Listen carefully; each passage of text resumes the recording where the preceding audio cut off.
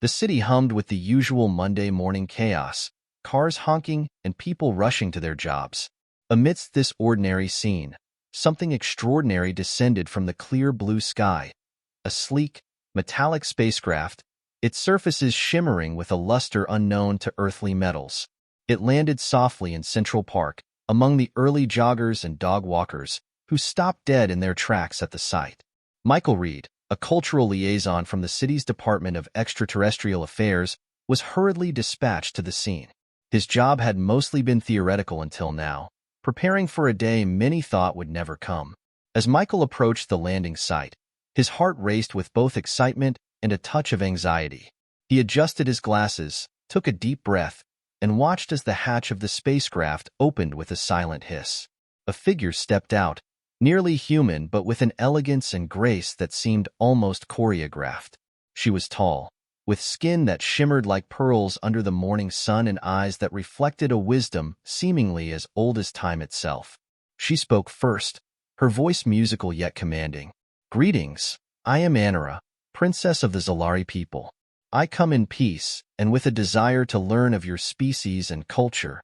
Michael, momentarily caught off guard by her presence, quickly regained his composure. "Welcome to Earth, Princess Anara. I'm Michael Reed, appointed to assist you during your stay here." "Thank you, Michael Reed. My mission is to understand humanity, to share knowledge, and perhaps to teach my people about your ways," Anara said, her gaze taking in the gathering crowd, which had kept a respectful distance but watched with unabated curiosity.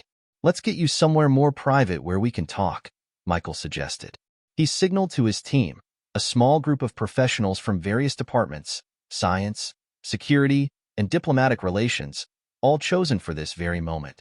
They escorted Anara to a secure facility designed for such extraordinary meetings. As they walked, Michael tried to ease into more casual conversation to make her feel welcome. "So, Princess, I hope the journey here was comfortable?"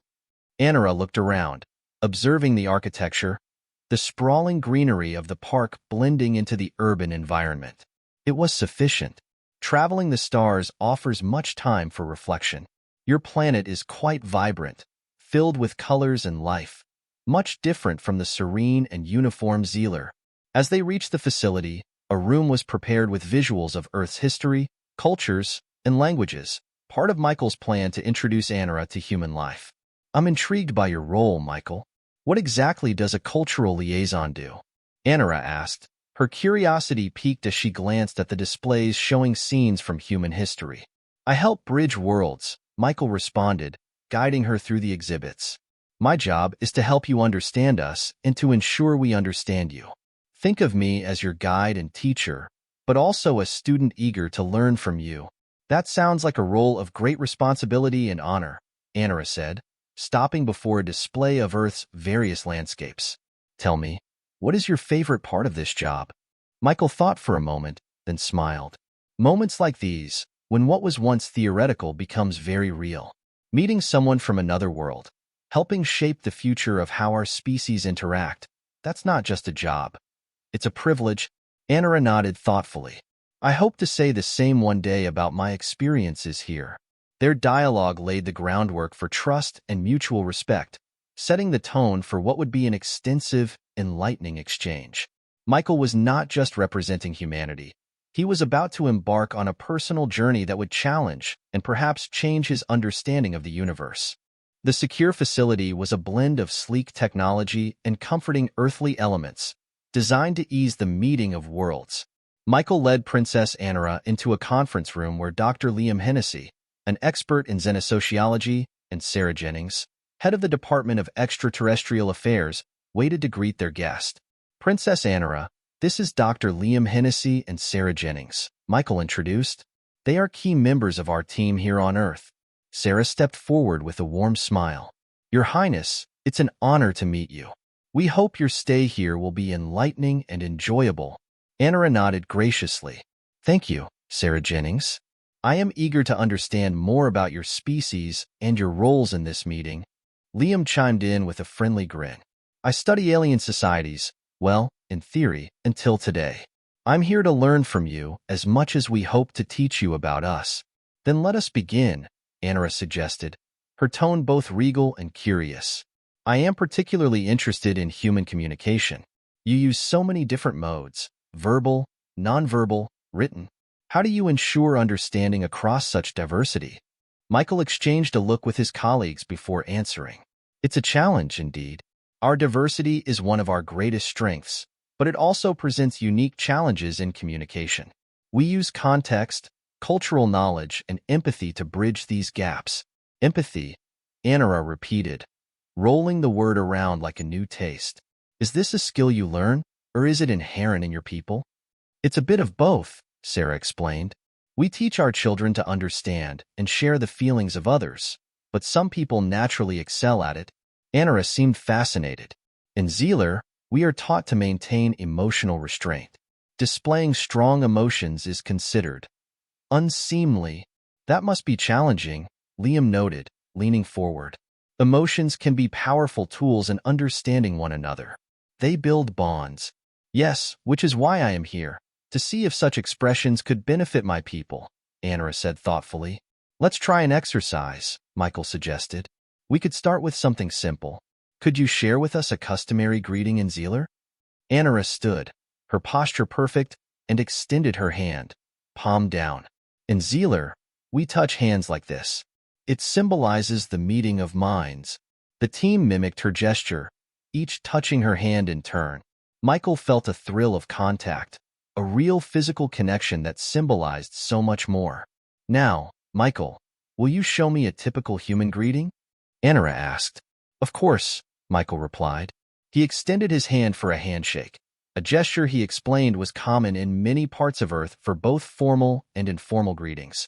Anara took his hand, her touch light. It's quite direct, she observed. We also use hugs among close friends or family, Sarah added, demonstrating by gently hugging Michael. Interesting, Anara mused. Such openness in interaction. We find that these physical expressions help in forming and maintaining stronger emotional connections, Liam noted. Would you like to see more of our facility? We have various sectors that manage our interstellar communications and cultural archives, Michael offered, keen to show Anara the practical aspects of human ingenuity. Yes, I would appreciate that, Anara said, her eyes bright with the prospect of learning more. As they toured the facility, Michael explained the various technologies and methods used to monitor and communicate with potential extraterrestrial entities. Anara listened intently, her mind absorbing every detail, her questions pointed and intelligent. Through these exchanges, a picture began to form for both species, a picture of understanding and potential friendship. For Michael and his team, it was a pivotal moment in human history. For Anara, it was a glimpse into a world so unlike her own, yet intriguing in its complexity and warmth. The next day, under a sky brushed with the soft hues of dawn, Michael escorted Princess Anara to several of Earth's cultural landmarks. Their first stop was the Metropolitan Museum of Art in New York City, a place brimming with human history and creativity. As we explore, Princess, you'll see art from different periods and regions. Each piece tells a part of our human story, Michael explained as they walked towards the grand entrance. Anara's gaze swept over the impressive architecture. Your structures speak volumes of your civilization's complexity and aesthetics. In Zealer, our designs are more functional, less adorned. Inside, they were joined by Dr. Eric Tan, an anthropologist who specialized in art history. Welcome, Your Highness. I understand you're interested in human expressions of culture. Shall we start with the ancient Egyptian exhibit? Please, Anara replied, her interest piqued. As they meandered through the museum, Eric and Michael took turns explaining the significance of various artifacts and artworks. Anara was particularly fascinated by the Egyptian hieroglyphics. You decode so much from these symbols. It's as if they speak across time. That's exactly it, Eric agreed.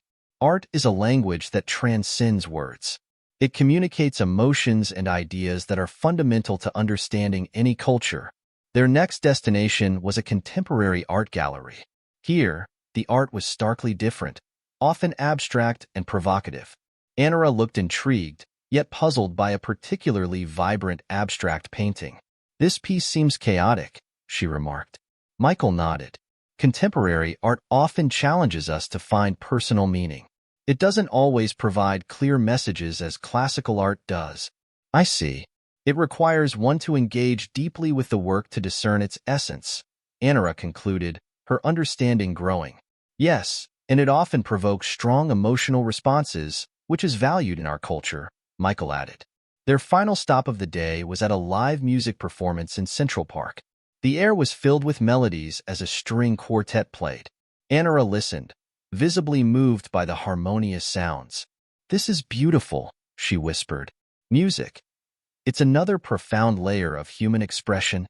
It's universal," Michael replied. "We believe it's one of the few things that can touch anyone, regardless of their background." As the music enveloped them, Anara closed her eyes, swaying slightly.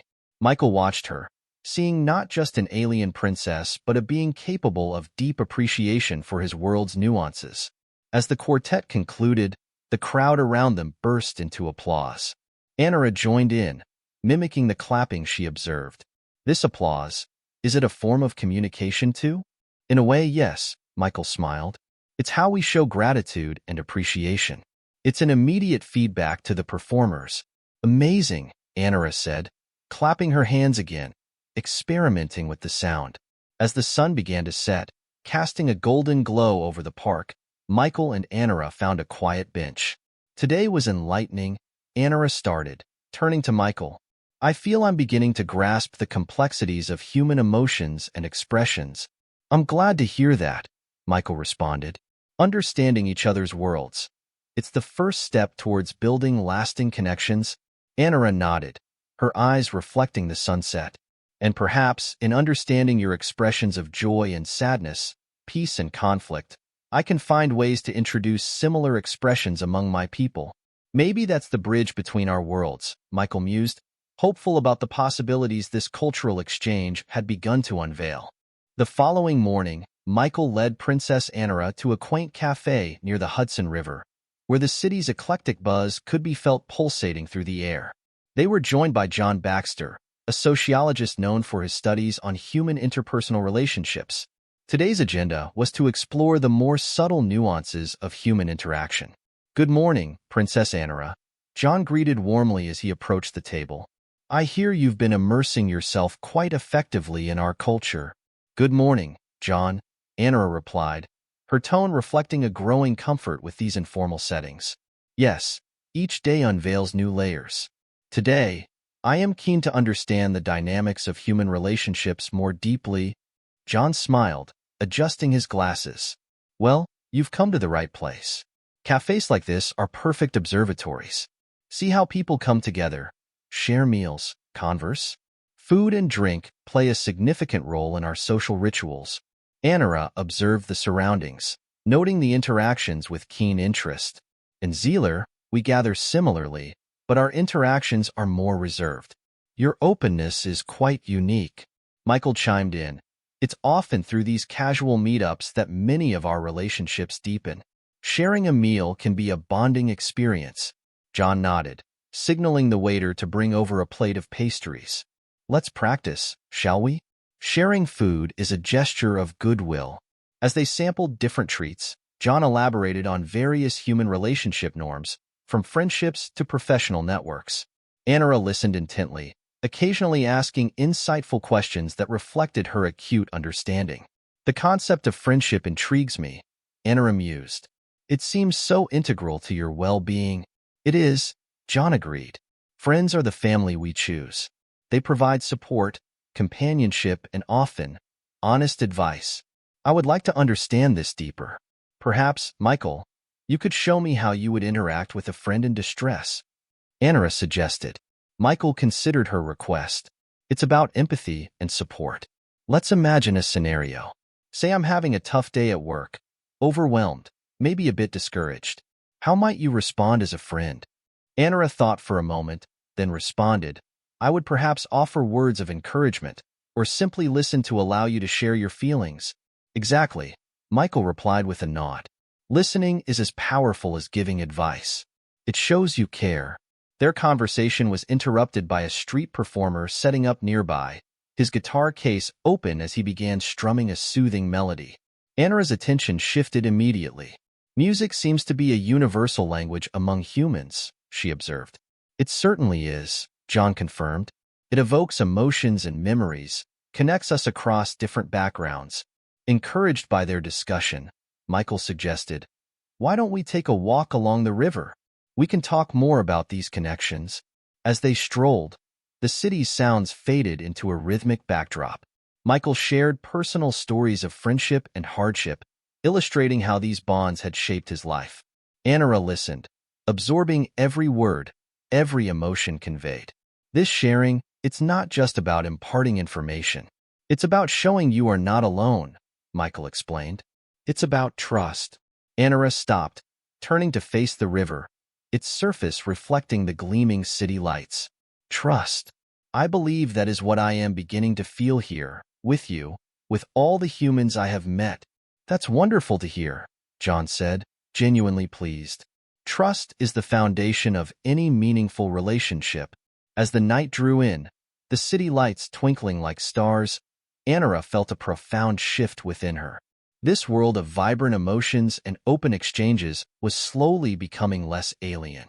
She was not just learning about humanity, she was experiencing it, one heartfelt interaction at a time. Late afternoon found Michael and Princess Anara secluded in a cozy corner of a rustic cabin situated on the outskirts of the city. The cabin, surrounded by the lush greenery of an undisturbed forest, offered them a private space to delve deeper into human intimacy, a topic Anara was keenly interested in exploring. Princess Anara, the environment here is quite different from the bustling city, Michael began as they sat by the large window overlooking the serene lake. It's more conducive to open, personal conversations. Anara nodded, her gaze fixed on the tranquil water. Yes, I find this tranquility inviting. It allows one to focus more on the essence of the dialogue. Michael smiled, appreciating her quick grasp of human sentiments. Today, we can talk about something that's central to many human relationships, intimacy. It's not just a physical connection, but an emotional one as well. Anara turned to face him, her expression curious. I am aware that for humans, emotional bonds can often enhance physical connections. On Zealer, such connections are more functional. That's a significant difference, Michael acknowledged. Here, intimacy can often start with simple actions. For example, a hug can convey comfort. A kiss can express affection. I see, Anara murmured, clearly intrigued. Would it be possible to demonstrate? I read about these actions, but practical understanding is quite different. Michael considered her request carefully, aware of the need to maintain professionalism while honoring her cultural inquiry. Of course, we can start with a hug. It's a common way to show warmth. Standing, Michael opened his arms slightly, a universal gesture inviting a hug. Anara hesitated for a moment before stepping forward into the embrace. It was a brief, gentle contact, but for Anara, it was a revelation of warmth and safety. This is comforting, she admitted as they stepped back, her voice tinged with surprise. It's meant to be, Michael replied. It's a way of saying you're not alone. Encouraged by her response, he continued, a kiss, on the other hand, is often reserved for deeper connections, typically in romantic contexts. Anara nodded. I understand. It's more intimate. Yes, exactly. It involves mutual consent and understanding, Michael explained, making sure to emphasize the importance of context and consent. As the evening progressed, they prepared a simple meal together in the cabin's small kitchen. The act of cooking, a mundane task for Michael, was another layer of human culture for Anara. Sharing a meal is another form of intimacy, isn't it? She asked while chopping vegetables, a new skill she picked up quickly. It is, Michael agreed. It's about sharing not just food but the experience of creating something together. It strengthens bonds. They ate in comfortable silence, the atmosphere warm with mutual respect and understanding. After the meal, they returned to the porch, watching the sun set over the lake. Michael, today's lessons have been invaluable, Anara said thoughtfully. Understanding these facets of human relationships gives me much to consider about how we Zalari relate to one another. I'm glad to hear that, Michael responded. Human intimacy is complex and layered. It's about sharing vulnerabilities and strengths alike. As the stars began to emerge, Anara reflected on the emotional journey she was undertaking. These experiences, sharing space, food, and touch, they are profound. I feel a deeper connection not just to you but to your world. Michael smiled, pleased with her insight. That's the essence of cultural exchange, Anara. It's about more than just understanding each other's habits or customs. It's about connecting, truly connecting on a fundamental level. The night deepened around them, filled with the sounds of the forest and the gentle lapping of the lake's waters. Both human and alien sat in contemplative silence, each considering the vastness of the universe that had brought them together in this moment of shared humanity. The morning light filtered through the curtains of the cabin as Michael brewed coffee in the small, well-equipped kitchen. Anara joined him, her movements more relaxed and human-like than when she first arrived on Earth. "Good morning, Michael. I slept quite soundly. Thank you for the hospitality," Anara greeted him, taking a seat at the wooden kitchen table. "Good morning, Anara. I'm glad to hear that," Michael replied, placing a cup of coffee in front of her. "Today, I thought we could discuss something that is very human yet might resonate with your experiences. Emotionally connecting during intimate moments." Anara sipped her coffee, considering his words. "Yes, I have been reading about this aspect of human interaction. It is quite complex and deeply woven into your social fabric." "It is," Michael agreed, sitting across from her. "Physical intimacy, while important, is only part of the equation. Emotional intimacy, sharing one's deepest fears, hopes, and dreams, is what truly strengthens a bond between individuals." "I am curious about this," Anara confessed. "In Zealer, our relationships are more structured, less influenced by emotional depth. How do you begin such a connection?" Michael thought for a moment. "It often starts with vulnerability, with sharing something personal that isn't easily revealed to others." "Vulnerability?" Anara echoed, her tone laced with intrigue. "Yes," Michael continued. "For instance, I could share with you a personal story, something I don't usually talk about. By doing so, I'm showing you trust and perhaps inviting you to do the same." Anara nodded, her eyes locked on his. "Would you share such a story with me?" Michael took a deep breath, the weight of his own vulnerabilities palpable in the air. "When I was younger, I lost someone very close to me, my sister. It was a difficult time, and it shaped a lot of who I am today. Sharing this with you, I feel both exposed and closer to you. Hoping you understand me better." Anara reached out, placing her hand over his. "Thank you, Michael. Your trust honors me. I too have experienced loss. The weight of future responsibilities as a leader often shadows my personal desires and happiness." This exchange marked a pivotal moment in their relationship, a stepping stone to deeper understanding and connection. Sharing pain and support in return seems crucial in human relationships, Anara observed, her voice soft. "It is," Michael confirmed. "It's how we build emotional connections that can withstand even the toughest challenges." As the day progressed, Michael planned a small hike around the lake, believing nature could further ease their deep dive into human emotions. The natural world often had a way of stripping away the facade, revealing the core of one's being. As they walked, they continued their dialogue, exploring not just personal stories but also their hopes for the future, both personally and for their respective species. "Anara, what do you hope to take back to Zealer from your time on Earth?" Michael asked as they paused to admire the view over the lake. "I wish to bring back the concept of emotional intimacy and vulnerability," Anara replied thoughtfully. "Perhaps it could help us foster stronger, more supportive communities." "That sounds like a noble endeavor," Michael responded, genuinely impressed with her vision. As the hike ended and they returned to the cabin, the sun setting behind them, there was a sense of accomplishment and anticipation. They had not only explored the physical landscapes, but had traversed much of the emotional terrains that defined human relationships. Sitting back at the cabin, as the evening turned to night, Michael and Anara felt a profound connection, one that transcended their different worlds. They had started as representatives of their species, but were now friends, connected by shared vulnerabilities and a deep, mutual respect. As their time together neared its end, Michael decided to create a special evening for Anara at the cabin to celebrate the progress of their cultural exchange. He planned a simple yet meaningful meal followed by a night of stargazing, a universal joy shared across different worlds. Anara, I thought tonight we could prepare dinner together, Michael suggested as they stood in the kitchen, ingredients laid out on the counter. It's a way many humans connect, cooking together. Anara smiled, delighted by the idea. I would enjoy that, Michael. It seems a fitting way to celebrate our journey together. They moved around the kitchen with ease, Michael explaining the steps as they went. Anara proved a quick learner, and soon they were laughing and sharing stories over the sizzling sounds of cooking. The meal, a blend of Earth cuisine with adaptations to suit Anara's dietary preferences, was a symbol of their combined cultures. As they ate, Michael brought up a topic that had been on his mind. Anara, these past weeks have been incredible. I've learned so much from you, and I hope you feel the same. Do you think this experience will change things for your people?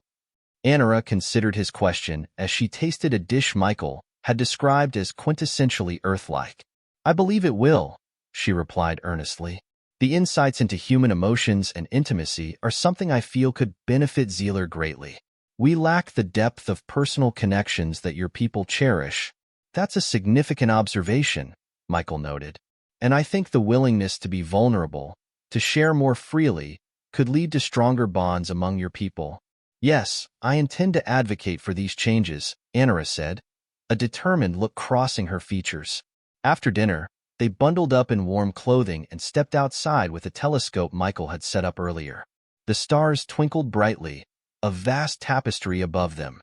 Stargazing is a hobby of mine, Michael shared as he adjusted the telescope. It reminds me how vast the universe is, and yet, tonight, it feels rather small. Anara looked through the telescope, marveling at the clarity of the celestial bodies. It's beautiful.